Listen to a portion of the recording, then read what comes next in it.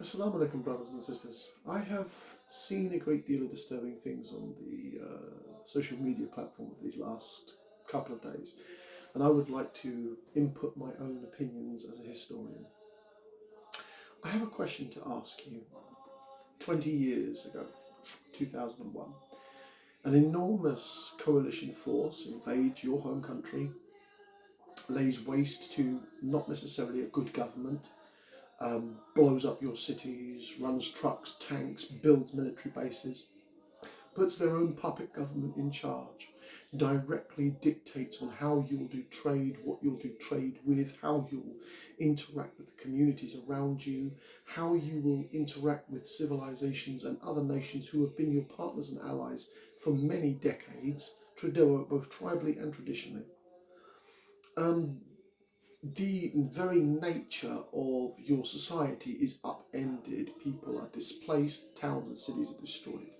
And then for the next 20 years, this same group of heavily armed interventionists decide to dictate everything that's going on. They take contracts involving your civilizations, they inform you of what they're going to have, and then a resistant force continues to grow and benefit. They drone strike your villages, your towns, your homes. Civilians die in their thousands. Easily 60,000 people have died in the last 20 years just from Allied strikes.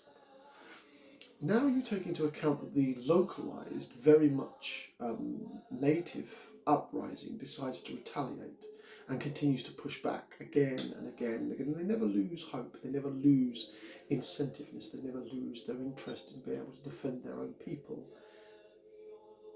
Now, many people call some freedom fighters terrorists, and other people call freedom fighters freedom fighters. One man's freedom fighter is another man's terrorist. But let me ask you a far more fundamental question. If you knew that this country was the graveyard of nearly a dozen empires, why would you go there? Of course, I'm speaking of Afghanistan. This wasn't that hard for you to work out. Many people are looking fearful. I see a lot of my brothers and sisters in the Muslim community making posts of pray for Afghanistan. Absolutely, alhamdulillah, do pray for Afghanistan. I see a lot of people also making prayer for the Afghanistan civilians. Again, alhamdulillah, that is a beautiful thing. But the incentive, the direction, and the reasoning why you're doing this is because Western media wants you to. You need to think back 20 years ago when their people were invaded. Their entire nation was upended. Now, I am not defending the 1980s Taliban. I'm not in the slightest. Or the 2000 Talibans that was shielding an international terrorist. What I am saying is, 20 years ago, when I was a young man, I said this will not work. No one has successfully attacked and conquered Afghanistan. It is called the graveyard of empires for a reason. And as a historian, I could see this was coming. And my words, almost like they were, and I hate to blaspheme those, were almost prophetical in what they were doing. In that the fact I knew the response. The Afghan people do not roll over for anybody. If you are a guest in their lands, alhamdulillah, you are treated as if you are a Raj prince. If you come to their house willingly, open-handedly, these people are incredibly vigorous, beautiful human beings. But if you bring bare arms, the Russians, all the way back to Alexander the Greek, they were destroyed multiple times over. There isn't an empire that hasn't been eaten up and spat out by Afghanistan. So I have to fundamentally sit here and ask you, what did anyone expect when America is now utterly pulling out in its entirety, without reservations, pulling out of Afghanistan? The British are already tail and legged it out the door. My own homeland country has no time or interest to do anything that is morally upstanding. So, I mean, what did you genuinely expect? Why are you sending out these tweets, these messages, if they are genuine because you fear that the Afghan people are being mistreated, absolutely. But you know nothing about the current Taliban administration. I don't. I'm a historian and I pay attention to these things. I don't know how they're going to run. Why are we judging a governmental system that hasn't existed for 20 years from freedom fighters that are now taking over? Now, if they commit haram and they harm their citizens and revenge killings and they do horrific things, condemn them, absolutely, and call out the condemnation. But I've got to ask you this question is, what do you think will happen? or it looks good as it circles around social media, but do you genuinely think the West is going to go back in there? Do you think anybody else is going to step foot into Afghanistan for the next couple of decades? The Soviets had their absolute arse kicked, the living crap out of them in the 80s. In 2000s, the Americans had their turn. No one, and I repeat, no one has successfully invaded Afghanistan yet. In more than 700-800 years has there been a successful major invasion that has held check the Afghan people. And we're including Muslim kingdoms here. You know, Persia's been thrown out multiple times. The history's there. So I have to ask you, why are you continually social medially assuming that the Taliban are evil? You do not know. The modern Taliban are not the same as the Taliban that we saw back then. Now, if they commit sin, if they commit zina, they harm people, alhamdulillah, let us judge them. Let us unconditionally judge them. But until they do, we must, like any decent Muslims, wait and observe. The assumption that harm is going to be committed in Afghanistan's capitals and amongst the rest of the Afghan lands is absurd. Many of these people are the tribal nations of much of the people of their own communities, and they have done everything in their power to avoid civilian deaths. They can make treaties. You know how America doesn't do business with terrorists, but now they are. You know, they negotiated a ceasefire with them, but America and the West doesn't engage in negotiating terrorists, or do they? It's only convenient for what they tell me and you.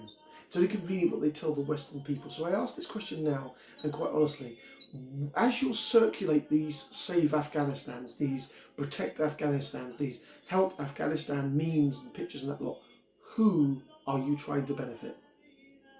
Who is the originator of many of these posts? So the question you have to ask yourself is this beneficial to you and the Ummah at large, or does it benefit the West? Because the West is not this great and benevolent, all-caring crusader force that loves all people. It has an agenda, it has a profiteering, it has a position of where it is making money and its own interests. The CIA protect their own interests and they don't give a damn what anybody else thinks. You see, the more you dig down and you start asking these questions, the more you realise that the West isn't this angelic force that you can live under. Now, I'm not saying that the West is all bad. I live here. Alhamdulillah, I'm born here. But I historically observe them for what they are.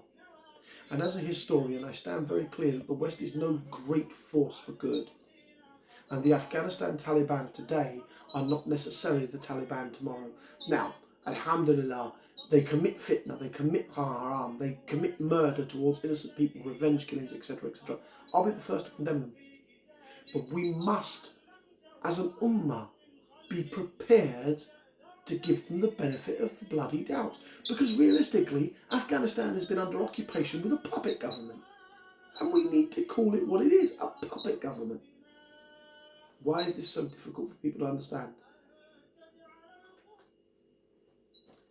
It is one of those twisted thoughts that people assume that history is unfolding before our very eyes, but yet you all seem to recoil in horror. There is as equal opportunity for this to become a great beginning for the Afghan people, with a Taliban that has learnt many lessons from its past mistakes. It is also an equal opportunity for them to sink back into the mire of their mistakes, and the world will have to deal with it again. But I ask you this, every single people, wherever they are in the world, deserve the benefit of the doubt, especially the Afghan people, who have suffered by a divided society, a puppet government, an international invasion force that had almost no goals, no purpose, nothing realistic to do there. For the last 20 years they've been spinning their wheels in the mud, fighting a force that is a tenth of their size, and let's put it on the table. The UK, the Western powers, they bloody lost. They lost in Afghanistan. This withdrawal is a perfect example of that loss. They're running for the bloody hills. Helicopters airlifting US embassies, 500 British troops being deployed to stop, to protect their embassy staff as they withdraw. Alhamdulillah, watch history as it unfolds. Assalamu alaikum. It's been a pleasure speaking to you.